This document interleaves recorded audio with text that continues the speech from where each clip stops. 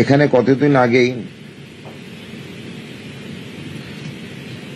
খরচা দেখানো হয়েছে, যে কোনো ব্লাড ব্যাংক যখন যায় কোথাও রক্ত দান শিবিরে, 49 ইউনিট ব্লাড ওরা গ্রহণ করেছিল রক্তদান শিবির থেকে, কিন্তু দেখা যাচ্ছে সেখানে খরচার মাত্রাটা দাঁড়াচ্ছে 26,950। এই একটা জিনিস আমরা পেয়েছি আজকে, এখন যেটা চলছে এখনো শেষ হয়নি।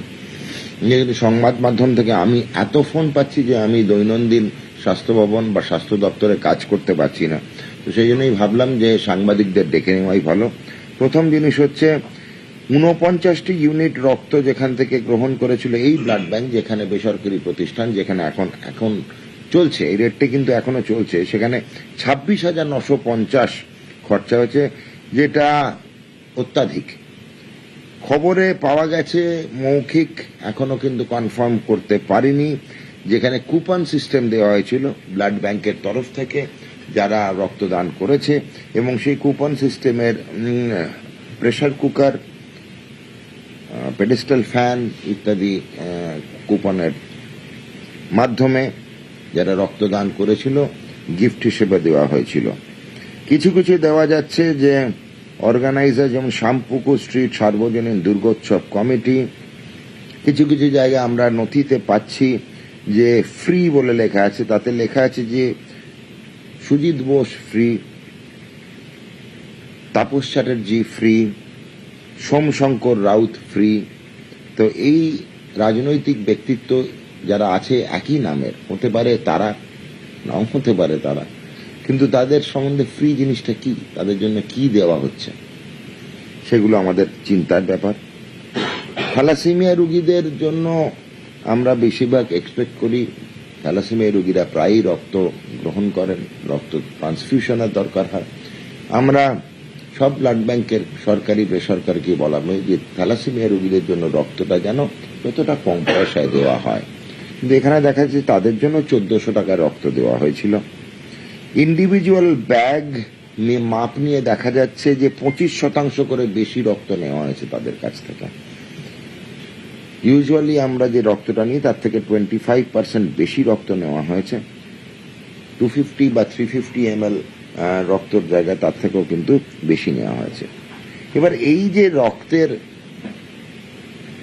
প্রাইভেট ব্লাড ব্যাংক, এদের মেন এইমটা হচ্ছে এই প্লাজমাটা, এইটাই হচ্ছে অনেকে জানে না, ফ্রেশ ফ্রোজেন প্লাজমা।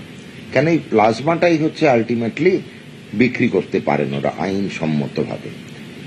বাকি যে পার্টটা, যেটা অনুচক্রিকা বা প্যাকড রেড সেলস, যেটা লোহিত রক্তকণিকা বা আরবিসি কনসেন্ট্রেটেড, সেটা কিন্তু কেউই কোনো ব্লাড ব্যাংক বিক্রি করতে পারে না এবং বিক্রি করার মতো জায়গায় নেই। তাহলে ব্যবসাটা কিভাবে দাঁড়াচ্ছে? যদি আমি প্রচুর ব্লাড জোগাড় করতে পারি, তখন 250 বা 300 ml এর জায়গায় আমি যদি কারোর কাছ থেকে 500 ml রক্ত নিতে পারি, তাহলে আমি বেশি মাত্রায় ফ্রেশ ফ্রোজেন প্লাজমাটা পাবো, এবং প্লাজমাটাই হচ্ছে ব্যবসা। সাধারণ নাগরিকের মনে হতে পারে বেসরকারি ব্লাড ব্যাংক চলে কিভাবে। রক্তটা যদি কেউ ডোনেট করে থাকে, ডোনেশন কার্ড দিলে বেসরকারি ব্লাড ব্যাংকও তাকে কিন্তু ফ্রিতে রক্ত দিতে বাধ্য, না হলে তারা 1400, 1450 টাকায় এই ব্লাডের প্যাকেট বিক্রি করে।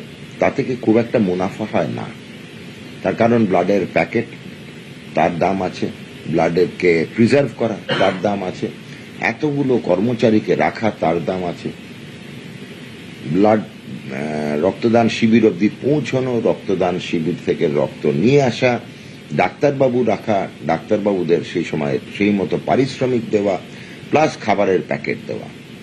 সাধারণত খাবারের প্যাকেট বা ফুলের বেশি কোথাও কেউ কোনো রকম ভাবে কোনো উপহার দিতে পারেন না কোনো রক্তদাতাকে যিনি দান করছেন। কিন্তু তা সত্ত্বেও দেখা যাচ্ছে, আমরা আগেও দেখেছি হেলথ পয়েন্ট নামক ব্লাড ব্যাংকটি উনি অনেক কস্টলি উপহার দিয়েছেন। আর এর পরবর্তী দেখাচ্ছে যে এখানে কুপন সিস্টেম হয়েছে। নিশ্চয়ই খাবার তো তখনই দিয়ে দেওয়া হয়েছে যখন রক্তদান হয়ে গেছে, খাবার দিয়ে দেওয়া হয়েছে। যে যখন দেখা যাচ্ছে সর্বত্র স্বাস্থ্য দপ্তর সজাগ এবং চারিদিকে রেড হতে আরম্ভ করেছে, তখন কিভাবে ওরা উপহারটা পৌঁছবেন?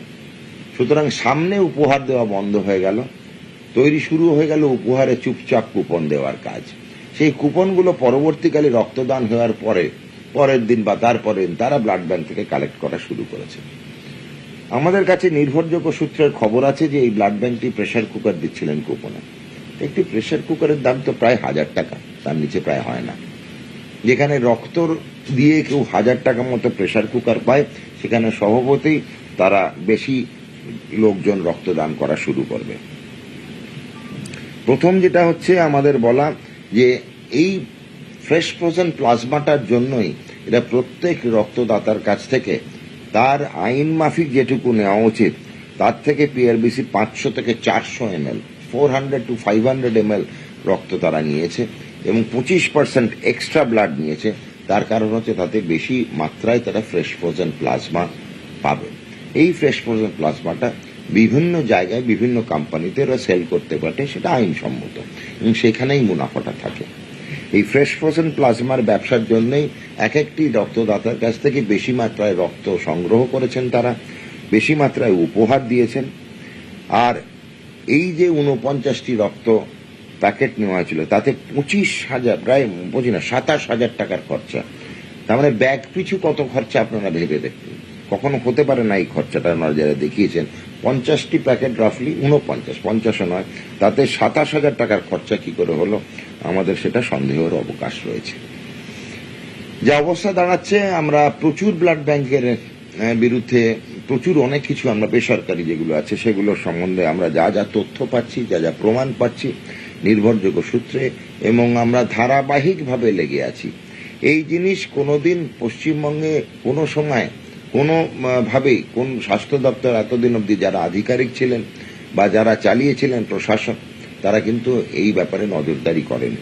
তা আমরা নজরদারি করার পরে এই সব জিনিসগুলো আমরা পেয়েছি এবং আমাদের দৃঢ় বিশ্বাস যে এই জিনিস প্রত্যেকটি ব্লাড ব্যাংক কম বা বেশি এই জিনিস করে এসেছে।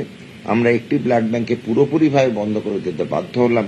বাকিগুলো আগামী 2-3 দিনের মধ্যেই আমরা বাকিগুলোকে যা যা আমাদের ইনভেস্টিগেশন হওয়ার পর, তদন্ত হওয়ার পর যা যা নথি বেরোবে, প্রমাণ বেরোবে, তার উপরে আমরা ব্যবস্থা নেব।